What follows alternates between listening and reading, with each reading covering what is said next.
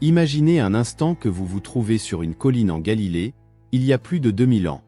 Le soleil brille sur l'herbe verte, une brise légère caresse votre visage, et autour de vous, une foule de gens attend avec impatience quelque chose d'extraordinaire.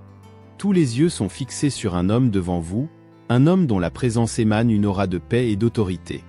Cet homme est Jésus de Nazareth, le Fils de Dieu.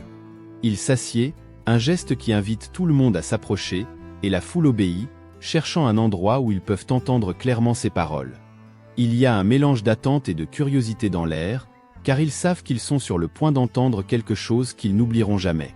Heureux les pauvres en esprit, car le royaume des cieux est à eux, commence-t-il, et un silence profond tombe sur la foule. Vous ressentez l'impact de ces mots, même sans comprendre complètement leur signification.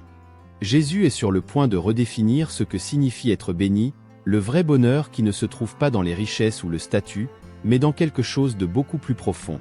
Jésus continue, et chaque mot semble pénétrer dans l'âme des auditeurs. Heureux ceux qui pleurent, car ils seront consolés. Il reconnaît la douleur et la souffrance, mais promet consolation et espoir. Heureux les doux, car ils hériteront de la terre. La douceur, souvent vue comme une faiblesse, est exaltée comme une vertu qui apportera des récompenses durables. Ces paroles ne sont pas seulement des conseils moraux, elles sont une révolution spirituelle, un appel à une transformation intérieure qui défie toutes les conventions sociales et religieuses de l'époque. Chaque déclaration de Jésus est une promesse de quelque chose de plus grand, un aperçu du royaume des cieux qu'il est venu annoncer. Alors, vous réalisez que vous n'écoutez pas seulement un discours. Vous participez à un moment qui transcende le temps, un moment qui résonnera à travers les siècles, façonnant les vies et les cœurs de tous ceux qui choisiront de suivre ses enseignements. Tandis que Jésus parle, un sentiment d'espoir grandit en vous.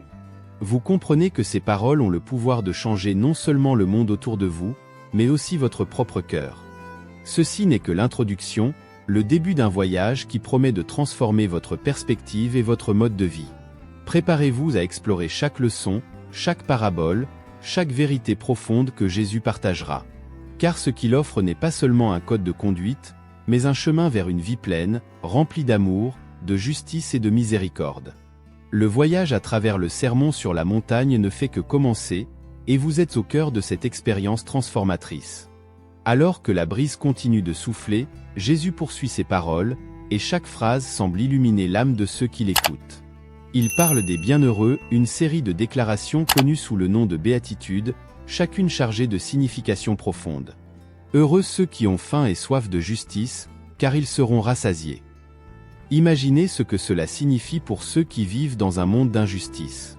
Jésus promet une satisfaction complète, une justice qui transcende la faim et la soif physique, atteignant le niveau spirituel. La promesse d'une justice divine, une justice qui sera un jour pleinement réalisée. Heureux les miséricordieux, car ils obtiendront miséricorde. Cet enseignement va à l'encontre de la culture de rétribution de l'époque. Jésus promeut une culture de pardon, de compassion et de grâce. Il suggère que la véritable miséricorde n'est pas seulement un acte, mais une condition du cœur. Ceux qui montrent de la miséricorde aux autres expérimenteront la miséricorde de Dieu dans leur propre vie. Heureux ceux qui ont le cœur pur, car ils verront Dieu. La pureté de cœur est une pureté d'intention et de pensée, un état d'être où l'hypocrisie n'a pas sa place. Jésus promet que ceux qui gardent leur cœur pur, focalisés sur Dieu et sa volonté, auront une vision claire de sa présence. Heureux ceux qui procurent la paix, car ils seront appelés fils de Dieu. Être un artisan de paix dans un monde de conflit est une mission noble et difficile. Jésus exalte ceux qui cherchent la paix, ceux qui travaillent pour réconcilier, unir et construire des ponts. Ils seront reconnus comme de vrais enfants de Dieu, reflétant sa nature d'amour et de réconciliation. Heureux ceux qui sont persécutés pour la justice, car le royaume des cieux est à eux. Cette promesse est pour ceux qui souffrent pour faire ce qui est juste, qui affrontent l'opposition et l'injustice en vivant selon les enseignements de Jésus. Il assure que, malgré les difficultés, le royaume des cieux leur appartient, et leurs luttes ne seront pas vaines. En écoutant ces paroles, vous ressentez un mélange de défis et d'encouragement. Les béatitudes ne sont pas seulement des promesses, mais aussi un appel à une vie d'intégrité, de compassion et de courage. Elles peignent le tableau d'un royaume de Dieu radicalement différent du monde environnant, un royaume où les valeurs sont inversées, où les derniers sont les premiers et où les humbles sont exaltés. Ainsi, le sermon sur la montagne commence à transformer votre compréhension de la vie et de la foi. Les paroles de Jésus résonnent profondément, vous appelant à vivre d'une manière qui reflète ses valeurs éternelles. Le voyage est long, et les enseignements sont exigeants, mais la destination n'est rien de moins que la face même de Dieu et la participation à son royaume éternel. Jésus continua à parler, et ses paroles semblent pénétrer encore plus profondément. Il regarde la foule et déclare « Vous êtes le sel de la terre, mais si le sel perd sa saveur, avec quoi sera-t-il salé? Il ne sert plus à rien, sinon à être jeté dehors et foulé aux pieds par les hommes. » Le sel. Un élément simple, mais essentiel.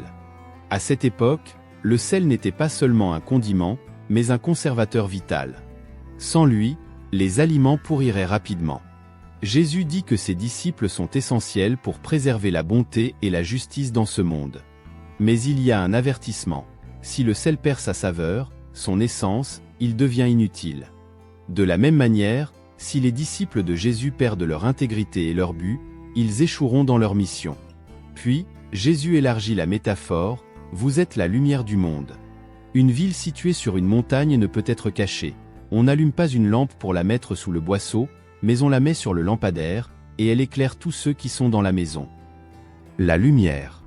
Elle éclaire, révèle, guide.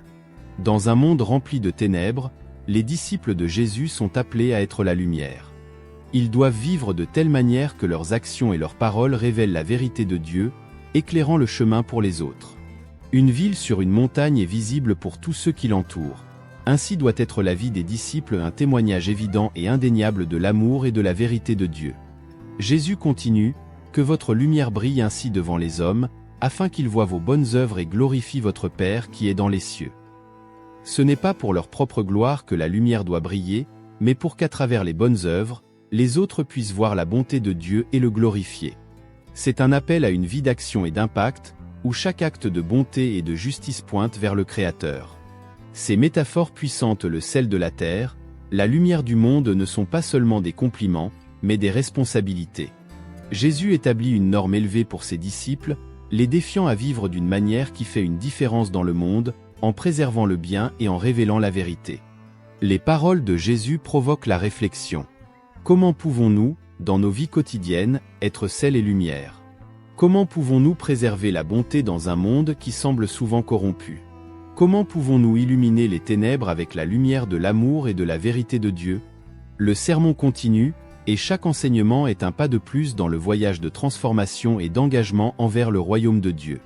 Jésus n'offre pas seulement des promesses, il offre une vision de vie radicalement différente, une vie d'influence, de but et de mission divine. Et ainsi, avec le cœur défié et inspiré, vous vous préparez à entendre le prochain enseignement de Jésus, avide de plus de sagesse et de direction pour votre marche de foi. Alors que la foule absorbe encore les métaphores du sel et de la lumière, Jésus avance vers un point crucial, la relation entre son enseignement et la loi mosaïque. Il déclare avec autorité, « Ne pensez pas que je sois venu pour abolir la loi ou les prophètes, je suis venu non pour abolir, mais pour accomplir. » C'est fondamental. Jésus n'introduit pas une nouvelle religion ni ne subvertit la tradition juive, il complète ce qui a été commencé. La loi et les prophètes étaient la base de la vie et de la foi juive, mais Jésus montre qu'il est l'accomplissement de toutes les promesses et préceptes des Écritures. Il souligne, « Car en vérité, je vous le dis, jusqu'à ce que le ciel et la terre passent, pas un iota, pas un trait de lettre ne passera de la loi, jusqu'à ce que tout soit arrivé. » Cela signifie que chaque détail, chaque petite partie de la loi, a son but et sa signification et sera réalisée dans son intégralité. Jésus affirme la perfection et la permanence de la parole de Dieu.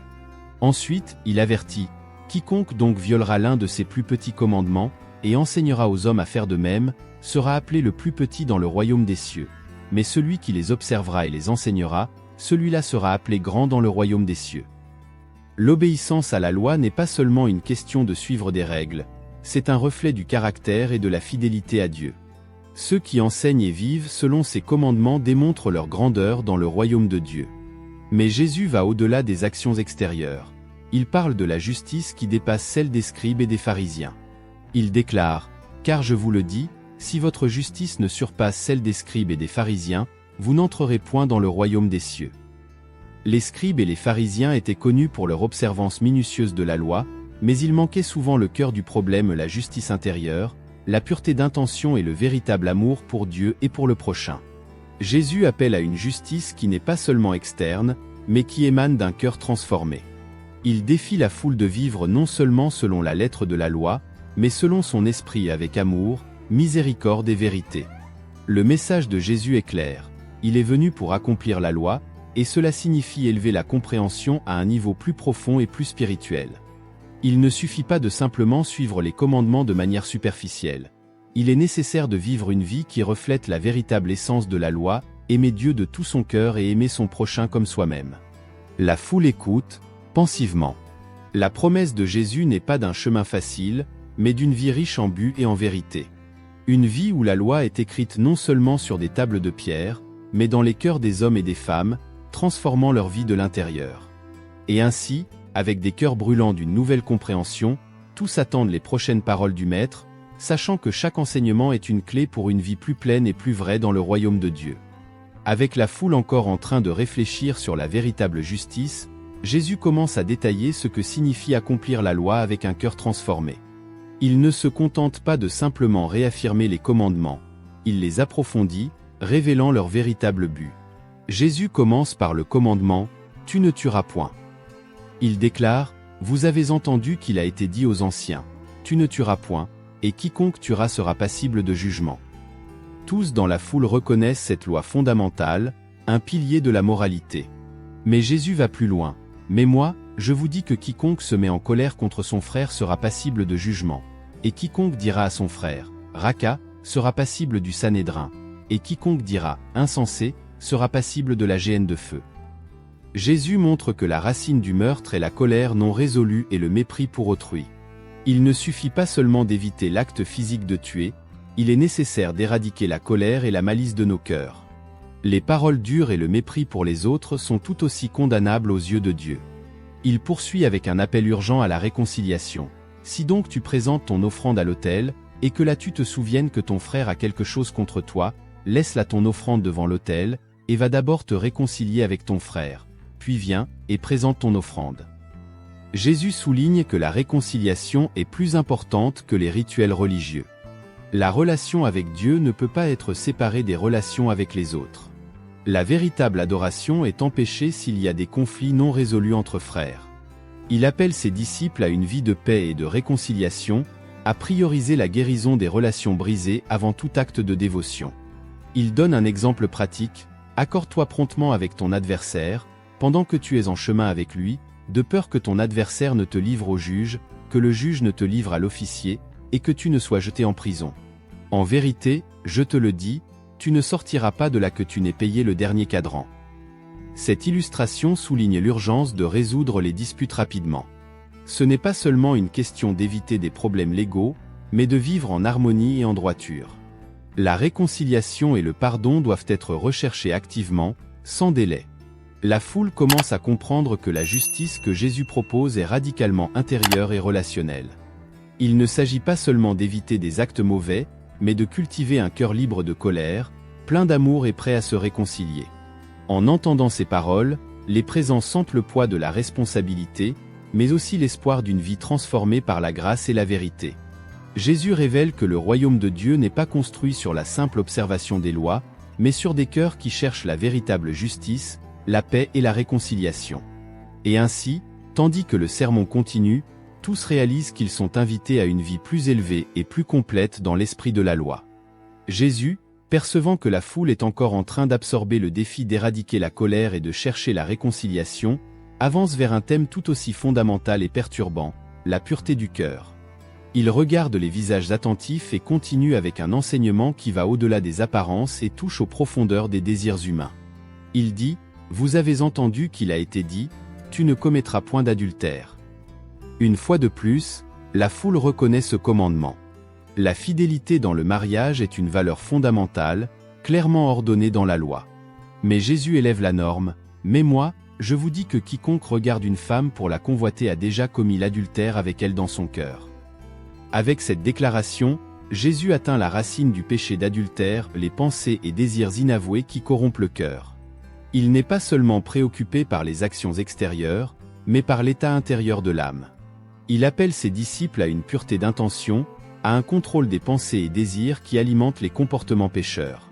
Pour souligner la gravité de cette pureté intérieure, il utilise une hyperbole choquante. Si ton œil droit est pour toi une occasion de chute, arrache-le et jette-le loin de toi. Car il est avantageux pour toi qu'un seul de tes membres périsse, et que ton corps tout entier ne soit pas jeté dans la géhenne. Et si ta main droite est pour toi une occasion de chute, coupe-la et jette-la loin de toi. Car il est avantageux pour toi qu'un seul de tes membres périsse, et que ton corps tout entier n'aille pas dans la géhenne. Jésus ne suggère pas une mutilation physique, mais plutôt un éloignement radical de tout ce qui nous conduit au péché. Il met en avant l'importance de traiter le péché avec une extrême gravité, de prendre des mesures drastiques pour protéger la pureté du cœur. Le message est clair, nous devons être prêts à faire tout sacrifice nécessaire pour éviter le péché et maintenir notre fidélité à Dieu. Il aborde ensuite la question du divorce, un sujet sensible et complexe. Il a été dit aussi, que celui qui répudie sa femme lui donne une lettre de divorce.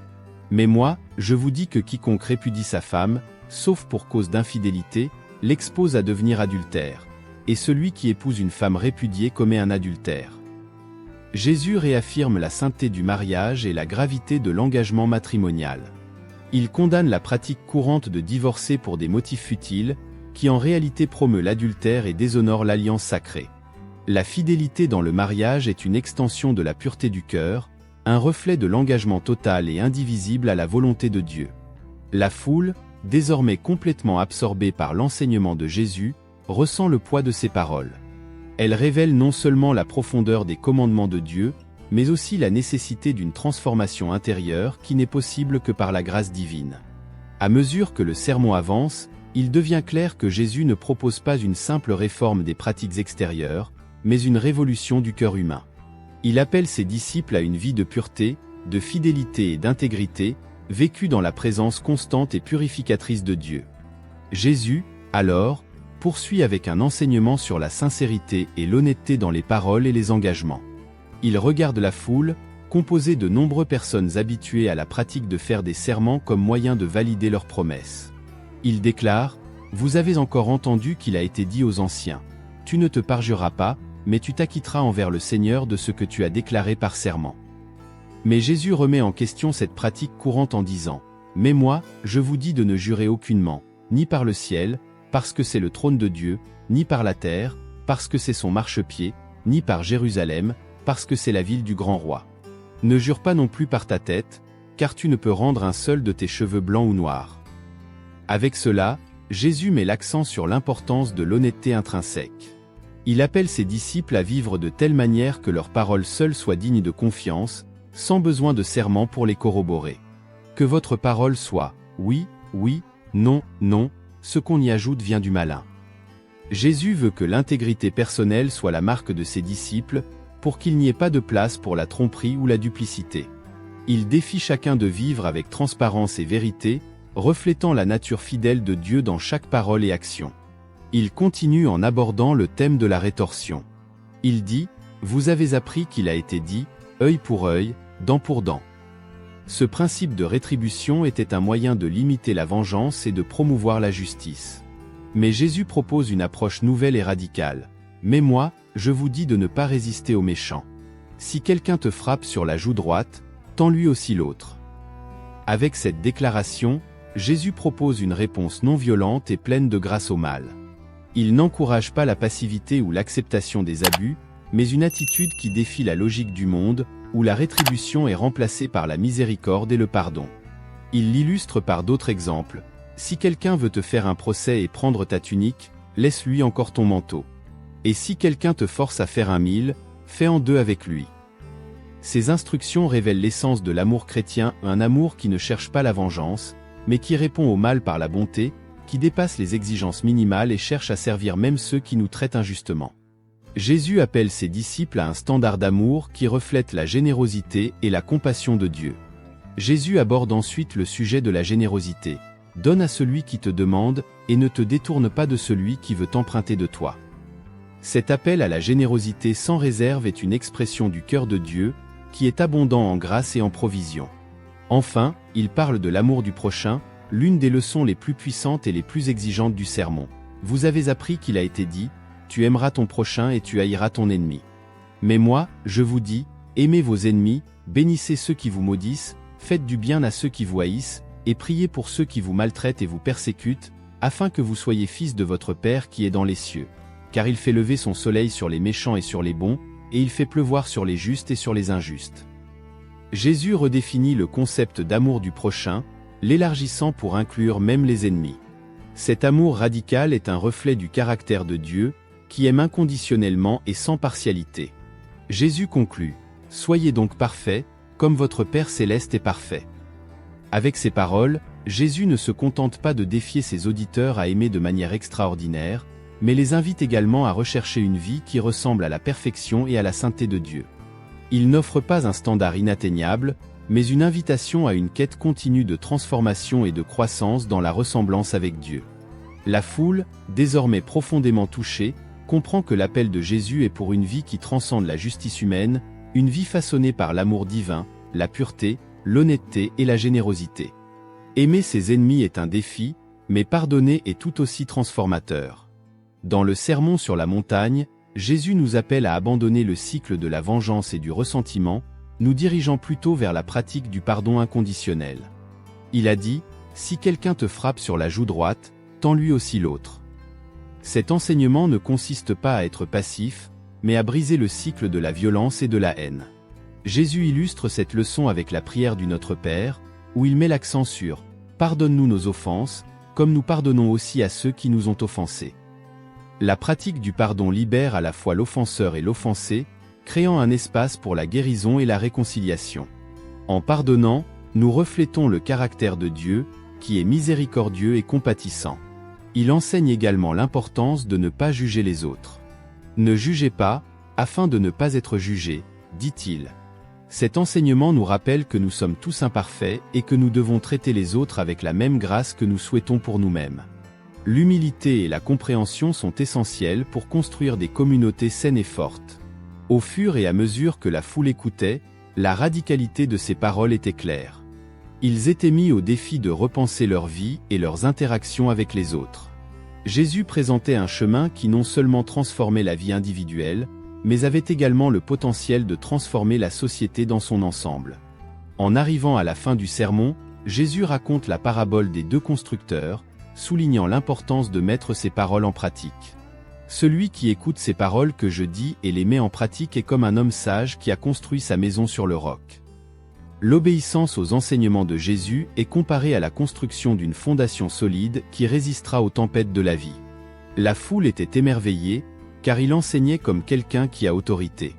Jésus ne se contentait pas de prononcer des paroles de sagesse, il vivait ses vérités. Il démontrait que le chemin du royaume de Dieu est un chemin d'amour, de sacrifice et de transformation radicale. Ainsi, la foule commença à se disperser, chacun réfléchissant à ce qu'il avait entendu. Certains s'engagèrent à suivre ses enseignements, d'autres réfléchissaient encore à leurs implications. Mais une chose était certaine, personne ne repartit de la même manière qu'il était venu. Les paroles de Jésus avaient semé des graines de changement, défiant tous à vivre de manière plus élevée, plus aimante et plus fidèle à la vision du royaume de Dieu. Cependant, la plénitude de la transformation en Christ va au-delà de nos actions et de nos pensées. Elle implique un renouvellement complet de notre être, une reconstruction de notre identité en conformité avec l'image de Christ. Lorsque le Saint-Esprit habite en nous, il ne nous permet pas seulement de vivre selon la volonté de Dieu, mais il nous façonne aussi pour que nous devenions de plus en plus semblables à Jésus. Cette transformation est continue et progressive. Ce n'est pas un événement unique, mais un voyage qui dure toute la vie. À mesure que nous nous soumettons à l'œuvre de l'Esprit, nous voyons des changements profonds et durables dans nos vies. Nos désirs commencent à s'aligner sur ceux de Dieu. Nos objectifs et nos priorités sont réorientés pour refléter les valeurs du royaume de Dieu. Et, en fin de compte, notre vie devient un témoignage vivant du pouvoir transformateur de l'Évangile. Ce processus de transformation est soutenu par la grâce de Dieu. Il ne dépend pas de notre force ou de nos efforts, mais de l'œuvre de l'Esprit en nous. C'est un rappel constant que la vie chrétienne se vit dans la dépendance de Dieu, en comptant sur sa provision et son pouvoir pour nous transformer. À mesure que nous permettons au Saint-Esprit de travailler en nous, nous éprouvons une joie et une paix profonde, fruit de la présence de Dieu dans nos vies. La transformation en Christ nous appelle également à une nouvelle manière de vivre en communauté. Nous sommes appelés à nous aimer et à nous servir les uns les autres, à porter les fardeaux les uns des autres, et à nous édifier mutuellement dans la foi. Cette vie communautaire est une expression concrète de l'œuvre de l'Esprit en nous, et un témoignage puissant au monde de l'amour de Dieu. Ainsi, tout au long de ce voyage de transformation, nous continuons à grandir dans la grâce et dans la connaissance de notre Seigneur Jésus-Christ. Chaque pas que nous faisons nous rapproche de lui, nous rendant plus conformes à son image, et reflétant sa gloire au monde qui nous entoure. Et donc, à mesure que nous sommes transformés, nous sommes aussi appelés à participer à la mission de Dieu dans le monde.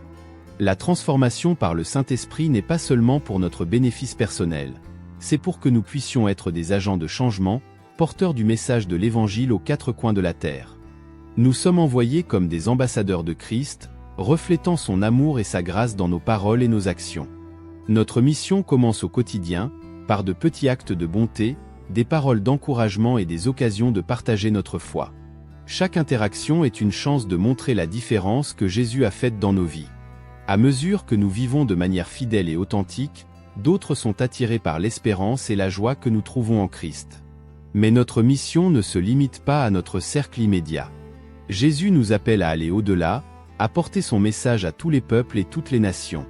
Cela peut signifier voyager dans des contrées lointaines, apprendre de nouvelles langues et cultures, ou bien atteindre ceux qui nous entourent et qui n'ont pas encore entendu la bonne nouvelle. Où que nous soyons, nous sommes appelés à être une lumière dans un monde souvent plongé dans les ténèbres. La mission du chrétien transformé implique également la justice et la compassion. L'Esprit nous pousse à lutter contre l'injustice, à défendre les opprimés et à prendre soin des nécessiteux. Nous sommes appelés à être la voix de ceux qui n'en ont pas, à apporter guérison et réconciliation là où il y a division et douleur. Ce travail n'est pas facile et implique souvent sacrifice et persévérance, mais il fait partie intégrante de vivre une vie transformée par l'Esprit. En nous engageant dans cette mission, nous ne sommes pas seuls. Le Saint-Esprit est avec nous, nous guidant, nous fortifiant et nous habilitant. Il nous donne la sagesse pour discerner les opportunités, le courage pour relever les défis et l'amour pour servir sans égoïsme. Avec lui, nous pouvons faire la différence, nous pouvons rendre le royaume de Dieu tangible ici et maintenant. Ainsi, alors que nous poursuivons notre cheminement de transformation, nous embrassons aussi notre mission. Nous sommes appelés, habilités et envoyés par Dieu pour être ses mains et ses pieds dans le monde. Et en accomplissant cet appel, nous vivons dans l'espérance et la joie, sachant que nous participons à la grande œuvre de rédemption que Dieu réalise dans toute la création. En étant transformés par le Saint-Esprit, nous vivons un parcours continu de croissance et de renouvellement. Notre vie reflète l'œuvre de Dieu en nous et à travers nous, impactant notre monde de manière profonde et significative. Nous comprenons que nous faisons partie de quelque chose de bien plus grand, une mission divine qui nous appelle à être lumière et sel sur cette terre. Souvenez-vous, votre transformation est un témoignage puissant.